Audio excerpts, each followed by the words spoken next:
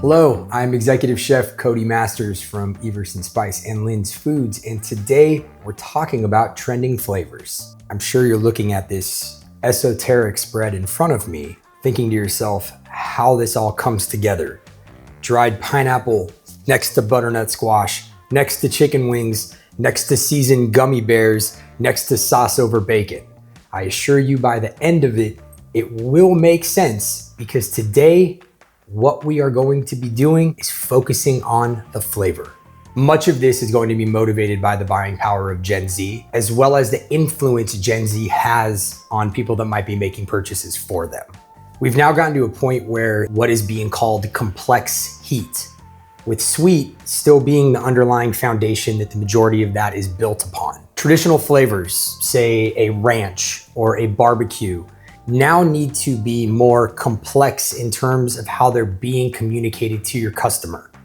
A Serrano ranch, a hatch chili barbecue sauce, a spicier chamoy type flavor paired with the mango or the pineapple. What we've done with that data here at Everson and Lynn's is to take those flavor profiles, put them in a simple to use seasoning or sauce, and more easily allow you to replicate the trend in its entirety as something that can be easily sold to your customer. Concepts like smash burgers have taken the world by storm, from retail to food service. We even now have industrial processors looking to replicate the smash burger idea so that a customer can buy that product, take it home, and serve it to their family. Now, taking the trendy flavors, combining it with a concept like a smash burger, we've come up with a line extension that consists of pepperoni and bacon, Serrano pineapple, black garlic and wasabi, Philly cheesesteak, prime rib. All flavors that the average customer would be very comfortable delving into, but wouldn't necessarily know how to combine themselves at home. You're essentially making a meatball.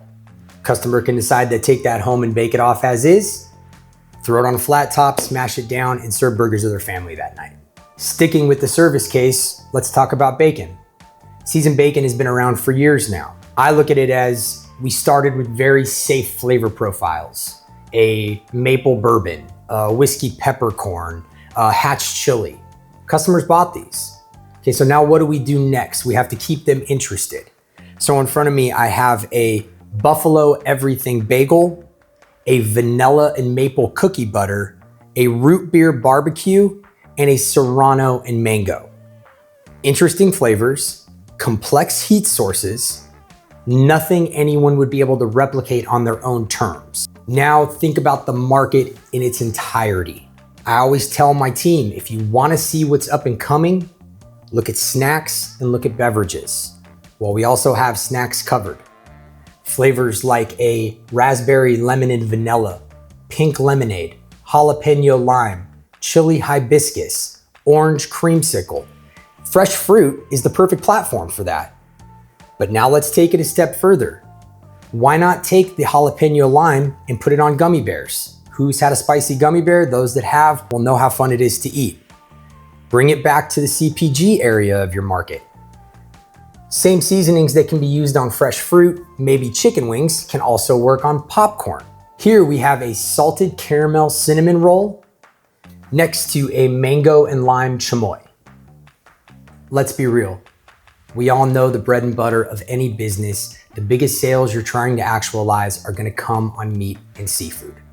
Over the last 2 years, the market has been driven by trying to find value cuts that will excite people. Point and case, culotte, sirloin cap, picanha. Our Brazilian steakhouse pairs perfectly with this cut of meat. More people know what to do with it, and more people are being driven to explore the concept via social media influence. Take the cuts you already know work, that your customers are already going to buy. Layer interesting flavors on top of them. Olio limon, notes of lemon, white wine, and olive oil. Gaucho chop house. It's an alternative to a chimichurri. Zesty peach and ginger. Jalapeno and garlic ranch. Chili crisp. Yuzu gochujaro ponzu.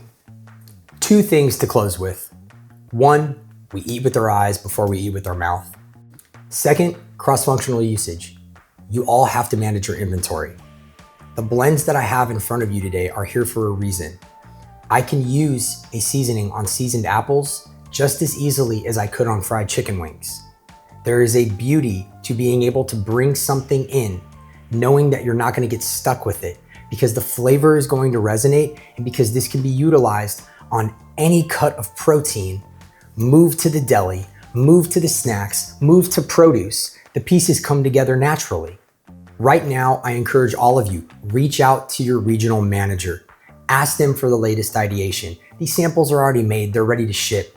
You tell them what sounds interesting to you, you ask them how to use it, we will get those in the mail and we will help you find success in launching these products. On behalf of Everson Spice and Lynn's Foods, I want to thank you for taking the time to watch this video. Everson Spice and Lynn's Foods, let us spice and sauce up your life.